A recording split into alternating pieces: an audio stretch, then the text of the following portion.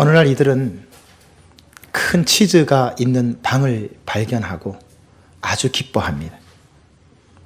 그 치즈가 들어있는 큰 방을 발견하고 그 치즈를 먹으면서 마음껏 편하게 살게 되었습니다.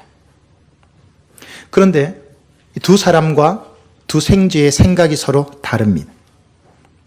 두 마리의 생쥐들은 치즈를 먹으면서도 그런 생각을 합니다. 언젠가 이 방에 있는 치즈는 다 없어질 거야. 그래서 새로운 치즈를 찾아야 돼.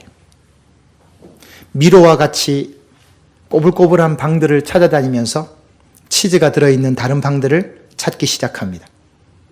어떤 방을 열어보면 치즈가 하나도 없어요. 왔던 길을 돌아오기도 합니다. 미로와 같이 복잡하니까. 그러나 이 생쥐들은 멈추지 않고 또 다른 치즈가 있는 방을 찾기 위해서 그 치즈를 먹으면서도 계속 찾아다닙니다. 그러나 반대로 두 사람은 치즈가 언제까지 있을 줄 알고 계속 그 치즈를 먹으면서 나태하게 지냅니다.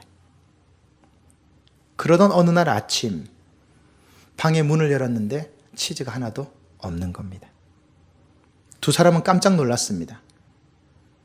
매일 조금씩 줄어들고 있는 치즈의 변화를 생각하지 않고 그 치즈가 계속될 것이라고 생각하면서 안일하게 지냈던 거죠. 그들은 눈앞에 벌어진 텅텅 빈 창고를 인정할 수 없었습니다. 그들은 분노하고 불평하고 원망합니다. 왜 치즈가 없어졌냐고. 그런데 반대로 생쥐들은 달랐습니다. 생쥐들은 놀라지 않았어요. 언젠가 이 치즈는 없어질 것이라는 것을 알고 있었고 또 하나 그것을 위해서 다른 방을 준비해 놓았기 때문이죠. 이 정도 말씀을 드리면 아마 여러분 알 것입니다. 몇 년 전에 아주 유명했던 베스트셀러였죠. 누가 내 치즈를 옮겼을까? 거기 나오는 이야기죠. 이 이야기가 던지는 화두가 무엇인지 아시죠? 변화입니다. 변화에 어떻게 대응할 것인가? 크고 작은 변화는 여러분의 가정에서, 학교에서, 직장에서, 사업장에서 끊임없이 일어나고 있는데 이 변화를 어떻게 맞이하고 적응할 것인가? 여기 이야기에 나오는 이 치즈라고 하는 것은 모든 것이 될 수 있습니다. 학교와 직장, 인간관계, 사업, 사랑, 물질, 건강, 외부 환경을 포함해서 모든 것이 이 치즈라고 표현될 수 있는 거죠. 화두는 무엇입니까? 이 변화를 어떻게 준비하고 어떻게 대응하고 어떻게 적응할 것인가? 오늘 저와 여러분이 읽은 이 짧은 본문의 말씀에 평범한 농사꾼으로 살아가던 한 사람의 엄청난 변화가 등장하고 있습니다. 당대 최고의 종이라고 하는 불의 종이라고 불렸던 엘리야가 어느 날 갑자기 농사 짓고 있던 엘리사 앞에 나타남으로 말미암아 그의 삶이 순식간에 엄청난 변화를 맞이하게 된 것이죠. 오늘 저는 그래서 이 본문의 말씀을 변화의 적응이라고 하는 관점으로 말씀을 좀 들여다보고자 합니다. 급변하는 세상 속에서 그리스도인들은 이 변화에 적응하기 위해서 어떤 모습이 필요할까? 그것을 좀 말씀을 통해서 살펴보도록 하겠습니다. 그리스도인들, 변화에 적응하기 위해서는 첫 번째로 겸손해야 한다라고 말씀합니다. 본문 19절의 말씀을 보십시오. 19절의 말씀에 보니까 특이한 모습이 하나 나오죠. 농사를 짓고 있는 엘리사 앞에 갑자기 엘리야가 나타나더니 겉옷을 던집니다. 여러분이 겉옷을 던진다는 의미는 당시에 무슨 의미가 있었냐면 당신이 내 후계자다. 당신을 내 후계자로 결정했다. 그 뜻으로 겉옷을 던집니다. 내 겉옷을 저 사람 앞에 던지면 저 사람이 내 후임자예요. 내가 결정했다는 뜻이에요. 여러분 한번 생각해 보십시오. 열심히 농사 짓고 있는 소를 몰고 농사 짓고 있다가 갑자기 후계자로 결정이 났어요. 예상도 못했던 일입니다. 갑자기 엄청난 변화가 일어난 거예요. 그런데 여러분, 여기 엘리야를 좀 주목해 볼 필요가 있어요. 여러분, 엘리야가 누굽니까? 3년 6개월 동안 비를 내리지 않도록 했던 사람이고, 하늘에서 기도해서 불이 떨어지게 했던 사람이 엘리야입니다.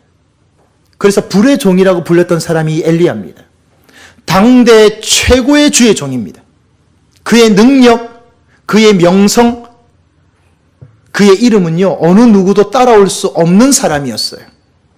그런데 그가 지금 자신의 후계자를 정하고 자기가 뒤로 물러나려고 하고 있습니다. 여러분, 이거 쉽지 않습니다. 엘리사에게도 쉽지 않지만 엘리야에게도 쉽지 않아요. 왠지 아세요? 당시에는 정년이 없어요. 요즘처럼 65세, 70세 이런 정년 없어요. 한번 주의 종이 되면 끝까지 가요. 죽을 때까지. 그리고 그럴 만한 자격도 있어요. 이 사람이 능력이 없어요? 실력이 없어요? 명예가 없어요? 다 있어요. 그만두라고 말하는 사람도 없어요. 계속 이 자리를 지킬 수 있어요. 이 자리를 누릴 수 있어요. 그런데 엘리야가 그렇게 하지 않아요. 존경받는 지도자, 존경받는 그리스도인, 성숙한 그리스도인들의 모습이 바로 이겁니다. 주어진 시간, 주어진 직책 안에서는 최선을 다합니다. 그러나 그 때와 시간을 알고 물러날 줄 아는 사람이 성숙한 사람이고 성숙한 지도자입니다. 물러날 때를 알고 물러서는 거죠. 여러분, 안 그런 사람도 많잖아요. 비난받는 지도자들의 특징이 뭔지 아세요? 집착이에요. 끝까지 그 자리에 있으려고 그래요. 누리려고 그래요. 사람들로부터 높임을 받으려고 그래요. 집착합니다. 그 자리를 안 놓으려고 그래요. 그래서 마지막이 추하죠. 그래서 독재가 되죠. 엘리야는 달랐어요. 엘리야를 보세요. 지금까지 쌓아온 능력, 지금까지 쌓아온 명성, 백성들로부터의 존경 다 내려놓고 자신의 시대가 끝나감을 알고 역사의 뒤안길로 겸손히 물러나려 합니다. 자신의 시간과 한계와 때를 정확하게 알고 있었던 사람이에요. 그래서 엘리야는요, 겸손한 사람이에요. 여러분, 겸손이 뭡니까? 나의 시간과 나의 때와 나의 한계를 아는 거예요. 이게 겸손이에요. 자신을 대단한 사람이라고 생각하는 사람은 절대 겸손하지 않습니다. 그런 사람은 겸손한 사람이 아니에요. 겸손한 사람은 내가 모든 것을 주관해야 된다라고 생각하지도 않아요. 내가 아니면 안 된다라고도 생각하지 않아요. 왠지 아세요? 내가 아니더라도 하나님은 다른 사람을 세워서 일을 하게 하세요. 그럼 나는 뭐예요? 나는 단지 그 일 가운데 쓰임받는 도구예요. 작대기예요. 막대기라고요. 지팡이예요. 강을 건너기 위해서 배가 필요하죠. 강을 건넌 다음에 배에 집착하는 사람은 없어요. 바로 우리가 배예요. 우리는 강이 아니에요. 우리는 하나님의 원래 지음받은 목적대로 이루어지면 거기까지가 우리의 역할이에요. 꼭 내가 해야 된다 라고 하는 생각이 지나치면 열정을 넘어서 교만이 됩니다. 엘리야는요, 그런 면에서 위임을 잘하는 사람이었습니다. 던지는 거예요. 그리고 그 위임한 사람에게 권한을 주고 되든 안 되든 맡깁니다. 여러분, 이게 결코 쉬운 일입니까? 어떻게 올라온 자리인데, 엘리야가 어떻게 올라온 자리인데 이 자리를 던진단 말입니까? 그래서 엘리야가요, 지금까지 역대 구약에 나오는 선지자들, 종들 가운데 높임을 받고 존경을 받는 이유가 바로 그거예요. 오늘날 변화를 감당하기 위해서는요, 이런 지도자, 겸손한 지도자가 필요합니다. 겸손한 그리스도인들이 필요합니다. 내 사명이 무엇인가? 내 역할이 무엇인가? 내 시간이 무엇인가? 내가 어디까지 할 것인가? 그걸 분명하게 인식하는 것, 그것이 겸손이고, 이 겸손이 변화를 적응하게 합니다. 엘리야처럼 자신의 위치를 파악하십시오. 내 한계가 어디까지인지 확인하십시오. 내 위치와 사명을 깨닫는 순간 겸손한 모습으로 주 앞에 드려질 수 있습니다. 이런 모습 품고 나가는 여러분 되시기를 간절히 바랍니다. 또 한 가지 변화를 위해서는요, 협력해야 합니다. 본문 20절의 말씀을 보십시오. 후계자로 임명을 받은 엘리사가 말합니다. 뭐라고 말합니까? 나와 내가 내 부모와 입맞추게 하십시오. 무슨 뜻이죠? 마지막 인사하고 올 수 있도록 허락해 주십시오. 이 말입니다. 밭을 갈고 있던 엘리사가요. 여러분 이 장면도 한번 잘 보셔야 돼요. 12결이라고 했죠? 12결이 한 결이가 2마리씩입니다. 그러면 12결이면 소만 24마리입니다. 이 사람 분홍입니다. 분홍. 이 사람이 12결이 가운데 12번째 소를 몰고 있었거든요. 제일 뒤에서 모든 걸 다 관할하고 있었어요. 여러분 그럼 어떻게 됩니까? 엘리야가 부르면 뭐라고 해야 되죠? 잠깐만요. 제가 이 소들도 다 정리하고 요 갈던 밭이나 좀 갈아놓고 그리고 부모님께 인사드리고 이렇게 오겠습니다. 시간이 한참 걸려요. 근데 엘리야가요 그것을 허락합니다. 특별히 부모님께 인사하러 가겠다는 그 부분 허락합니다. 마지막 인사를 하러 가겠다는 엘리사의 모습과 그것을 허락하고 그것을 기다려주는 엘리야의 협력이 아름답습니다. 엘리사가 없는 엘리야 생각할 수 없고요. 엘리사 뒤에 없는 엘리야도 생각할 수 없는 거예요. 서로가 서로를 보완합니다. 서로가 서로를 메꾸어 줍니다. 서로가 서로를 받쳐줍니다. 빛나는 이름이고 자랑스러운 이름이고 협력하는 이름입니다. 이 엘리야와 엘리사의 협력이요 얼마나 아름다운지 몰라요. 사랑하는 성도 여러분, 부부가 협력해야 됩니다. 부모 자식 간에 협력해야 됩니다. 교우들끼리 협력해야 됩니다. 우리 대학부의 CCC 지체들끼리 협력해야 됩니다. 누가 뭐래도 내 편 되어줘야 합니다.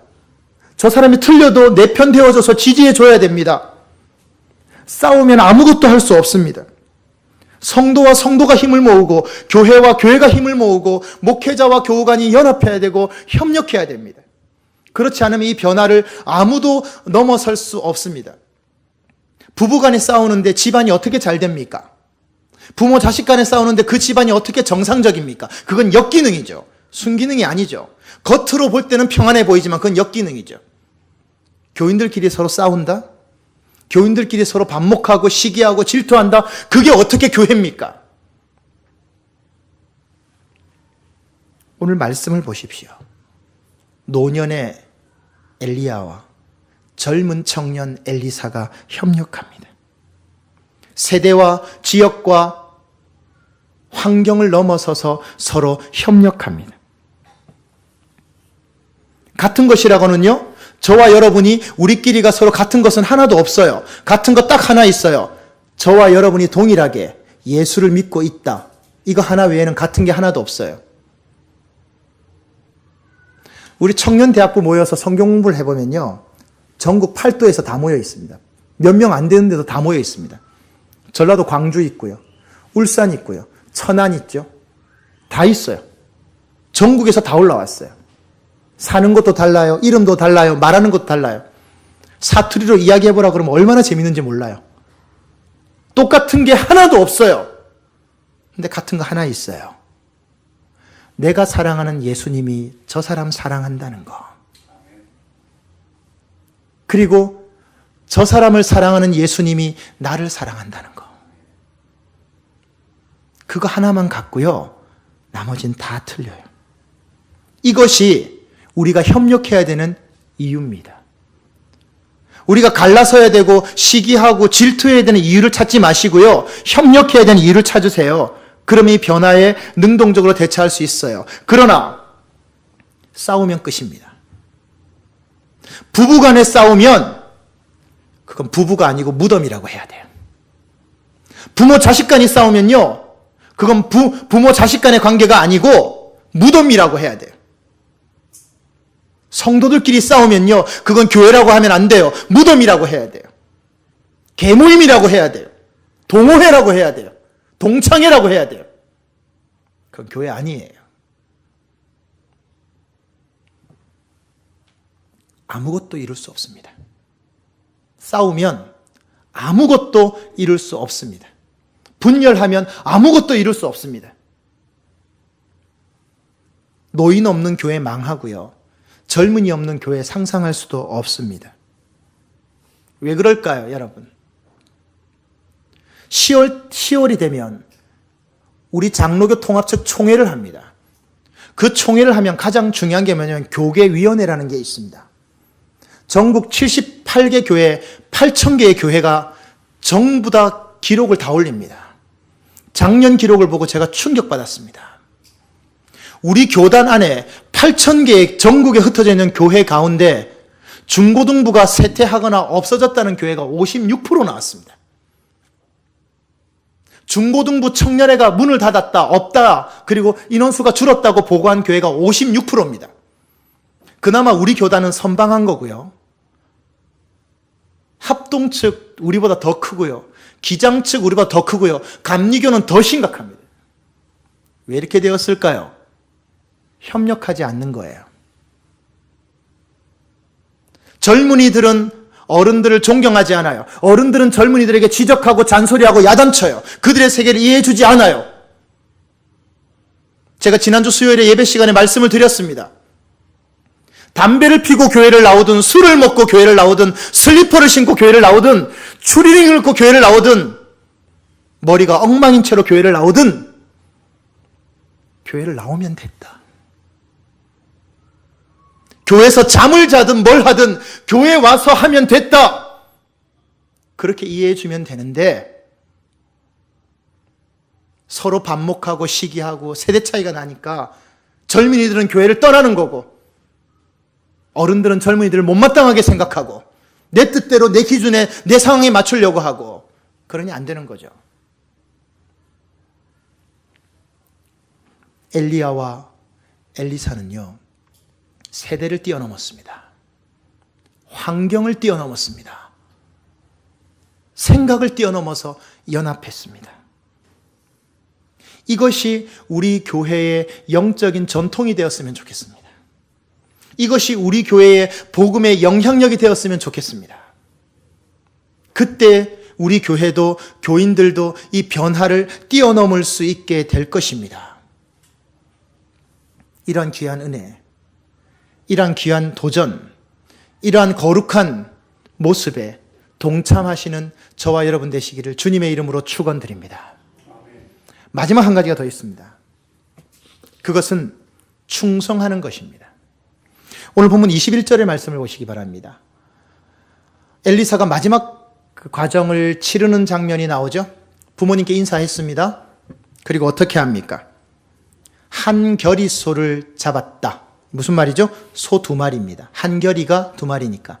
한 겨리 소 2마리를 잡아서 소의 기구를 불사르고 가족들, 친지, 이웃들 식사 대접하고 그 다음에 엘리야를 따라갑니다.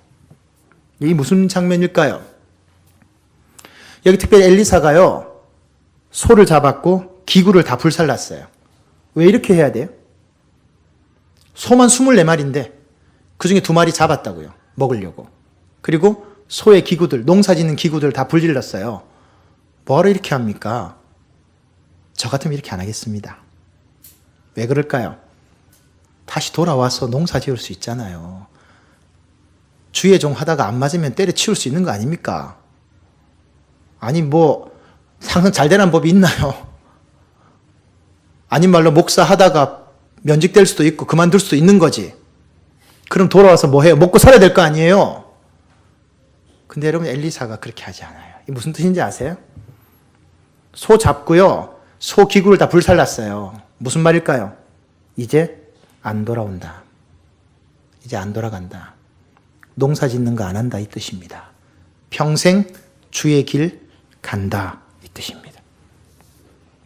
그 뜻으로 기구를 다 불살랐어요. 그냥 놔두고 가면 좋을 것 같아요. 사람 일 어떻게 될지 모르니까 돌아와서 뭔가 할 수 있을 거 아니에요.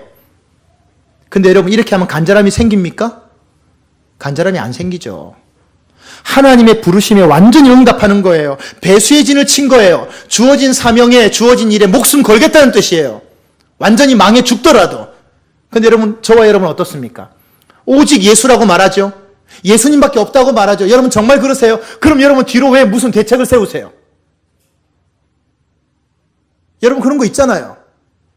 A 계획이 있고 B 계획이 있고 C 계획이 있고. 신앙은 그런 거 없어요. 오직 예수예요. 끝나면 끝나는 거예요. 근데 우리 그렇게 안 하죠.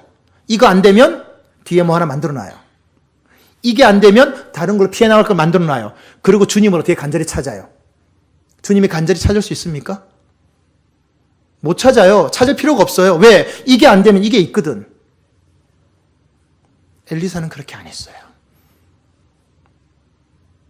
24마리 소 다, 기구들 전부 다 다시는 안 돌아간다는 거예요.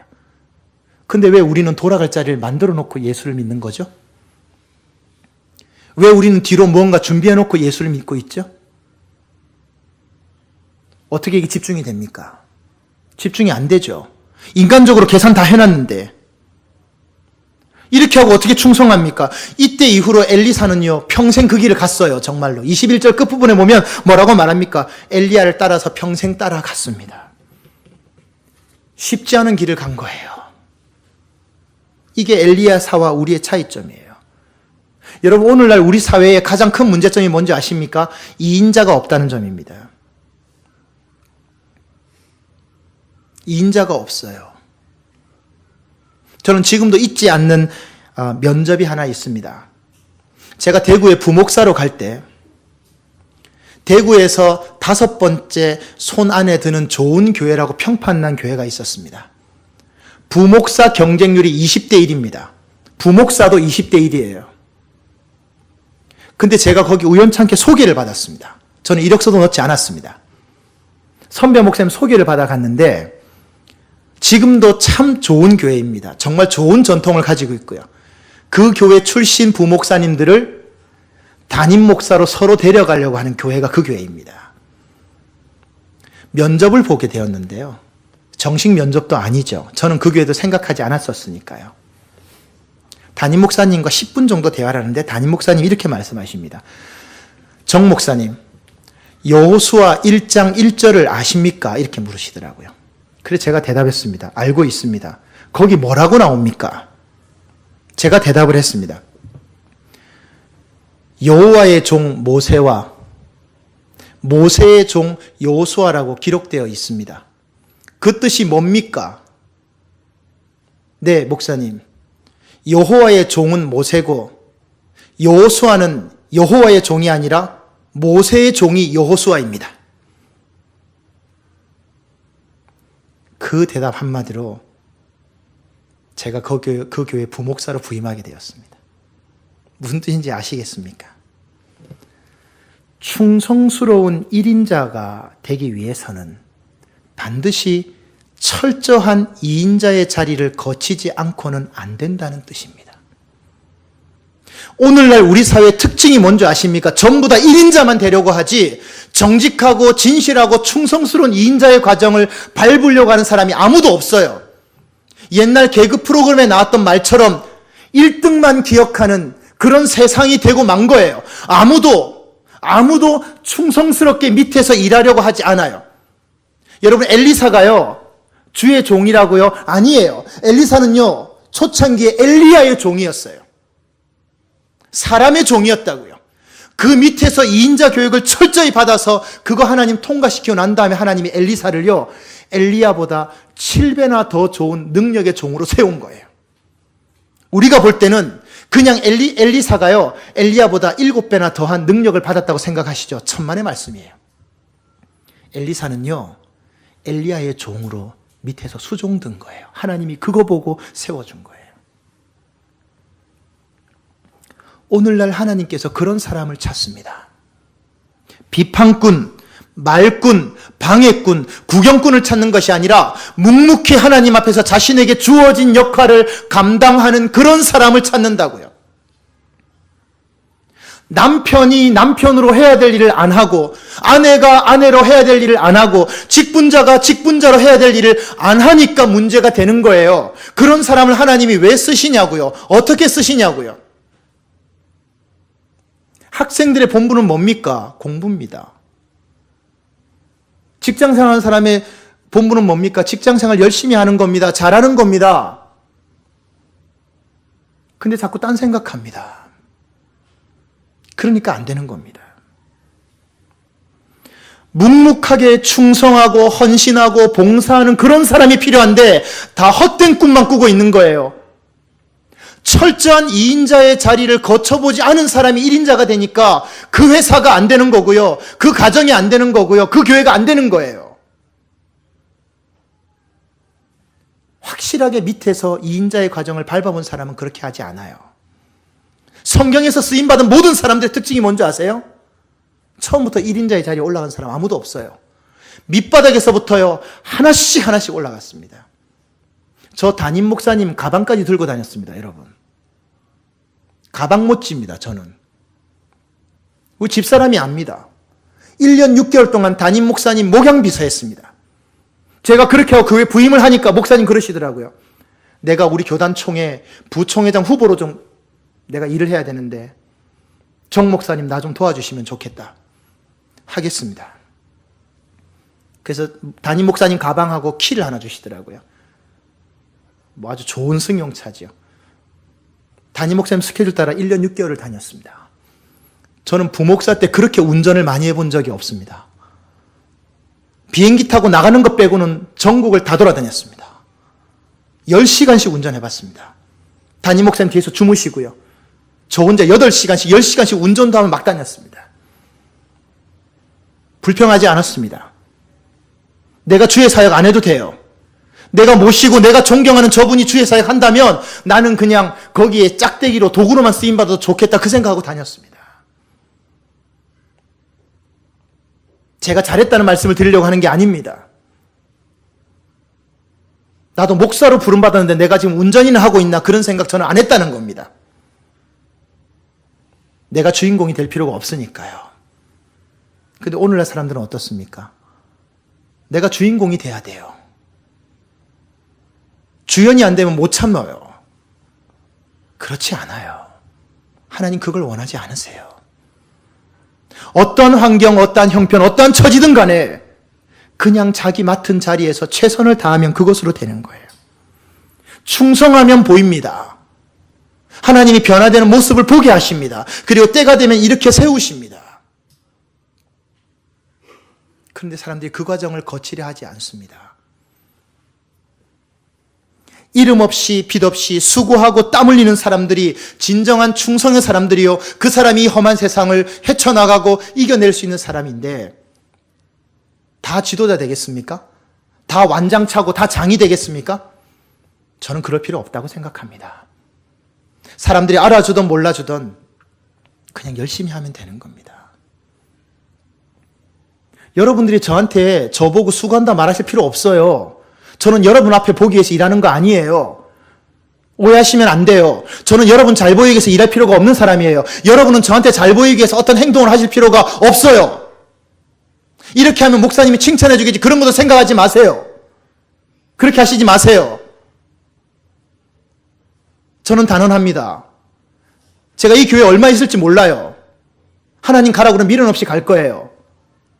있는 동안은 최선을 다해야 되겠죠. 그러나 여러분 눈치 보면서 일할 필요가 없어요. 왜냐하면 여러분보다 더 정확하시고요. 여러분보다 더 정밀하게 보시는 하나님의 눈을 제가 피할 수 없기 때문이에요.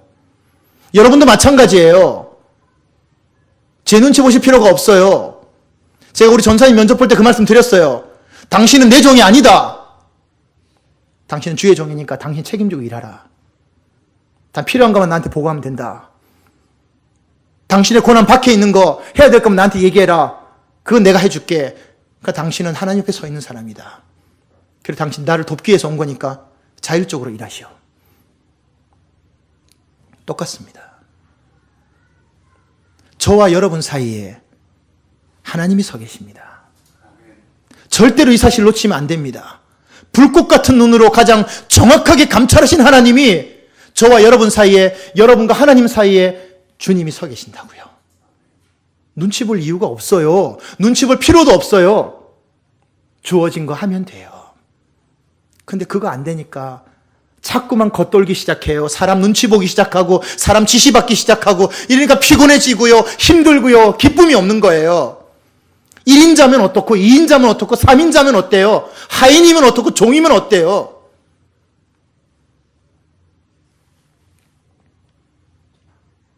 종이라는 말에는 존칭을 붙이지 않아요.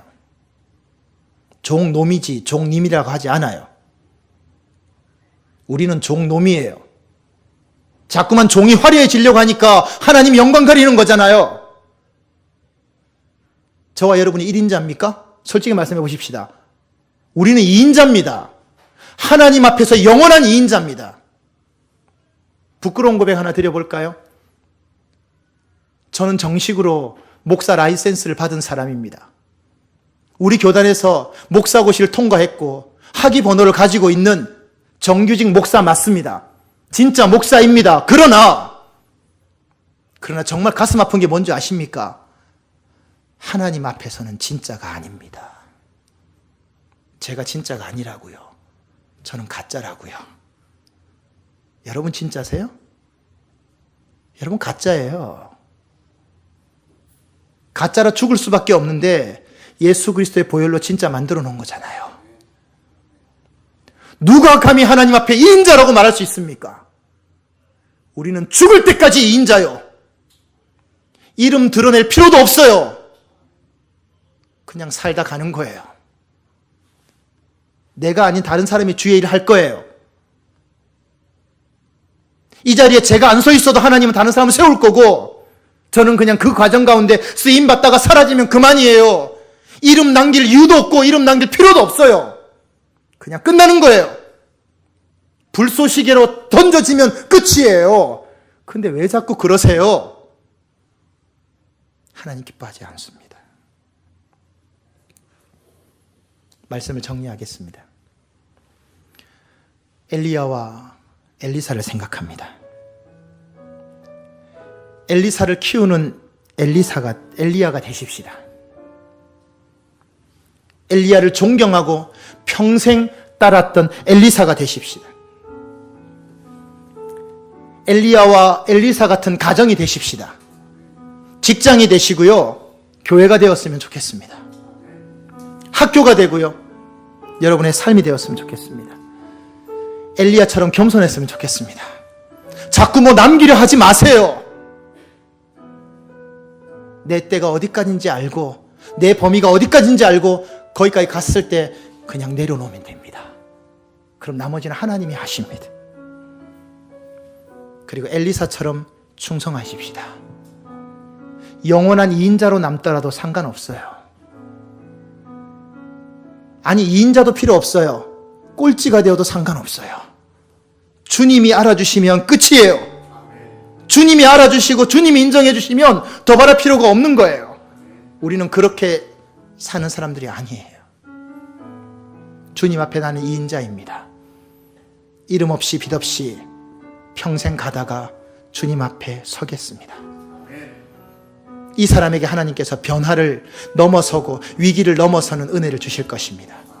저와 여러분에게 이 귀한 은혜가 넘쳐나시기를 주님의 이름으로 축원드립니다. 이 시간 우리가 말씀을 생각하시면서 함께 찬양을 한 곡 드렸으면 좋겠습니다. 이 찬양 가사에 보면 이런 찬양의 가사가 있더라고요. 당신의 그 섬김이 천국에서 빛난다. 당신의 그 겸손이 천국에서 빛난다. 당신의 그 충성이 천국에서 빛난다. 여러분 세상에서 빛나기를 바라지 마세요. 내 헌신과 수고는요 하나님 앞에 빛나면 돼요. 주님이 기억해 주시면 된 거예요. 끝난 거예요. 더 바랄 거 없어요.